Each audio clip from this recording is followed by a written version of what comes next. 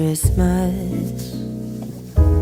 You know, if you ask people what they want for Christmas this year, I bet a lot of people would say, well, that's easy. I want 2020 to be over. This year that has felt like none other. You know, we call it unexpected. We call it unprecedented. Everywhere you look, 2020 has just felt like a bit of a mess. This year that probably many of us began hoping this will be the year where things fall perfectly into place. And then the unexpected mess of what it became. From now on, our troubles will be mine. When you find yourself in a mess, the natural thing is to want it to be over. Because once it's over, then I could be happy again. Then I could find some joy again. Now, I don't know what you've experienced in 2020. Everyone's challenges came in different shapes and different sizes. But what if instead of waiting for 2020 to be over, there is a way to find joy right now? You are dear to us, gather near to us once more. You know, Christmas is all about joy. You know, whether it's the lights on trees or the smiles on kids' faces, celebrations of all kinds, it's all about that joy. And this year it kind of felt like that Christmas joy, you know, couldn't come soon enough. You know, the real trick though is how do you find that joy? And how do you find it, especially, you know, if you still feel like you're right in the middle of a mess? You know, the way we often approach life is that, you know, whenever we're kind of in a mess, it's like whenever this is over, well then I'll be happy. You know, whatever this is. You know, happiness, as they often say, depends on what's happening. The thing about joy though is joy's different. You know, joy is something that could actually transform what's happening. Joy is something that can give you strength, even when what's happening may not make you happy. And joy is something anyone can find, but you do have to know where to look.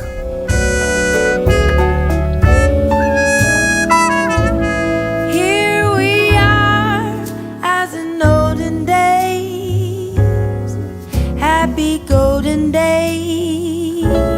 You know, the connection between Christmas and joy goes back to the very first one.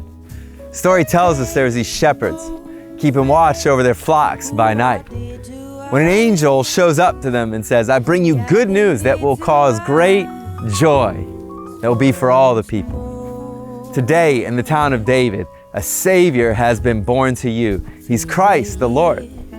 And this will be the sign to you. You will find the baby wrapped in cloths and lying in a manger. Now I know a lot of us have gotten kind of familiar with this idea over the years, but seriously?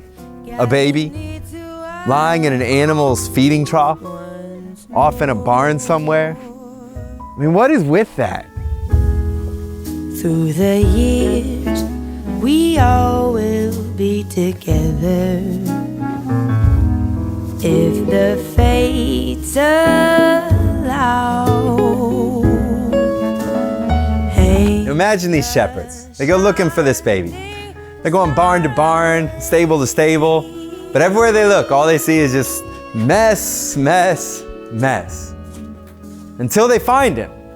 They find Mary and Joseph and the baby, but it's not in some 5-star Airbnb somewhere. It is right smack in middle of a mess. And in that moment, all the sights and sounds and smells fade to the background as they focus on this baby and find the joy they've been looking for. Once more. Through the years, we all will be together. Reality is life is a bit of a mess. We'd love it to be neat and tidy and, you know, kind of clean and perfect and Insta-worthy all the time. But life isn't like that. Life's a mixture, good and bad, highs and lows. happiness and sadness. Life is messy. 2020, unprecedentedly messy. But if life is always going to be at least a little bit of a mess, well then if we're going to find joy, we're only going to find it in the midst of that mess. There's this guy, Eddie Jaku. He turned 100 years old in 2020. Eddie's a Holocaust survivor. He's someone who has endured literally the worst of what life could throw at another human being. But yet he calls himself the happiest man on earth. And he has a message for the world. His message is that life can be beautiful if you make it beautiful. Happy golden days of yore, faithful friends who are dear to us, gather near to us once more. Now, I love that idea he says about making life beautiful. Because I think what he's saying in a way is that, joy isn't about pretending that life isn't messy or painful or difficult, but it's about choosing in the midst of it to find and focus on the good, to find and focus on what you can be grateful for right here, right now. So where will you look this Christmas? Will you focus on the mess that's all around?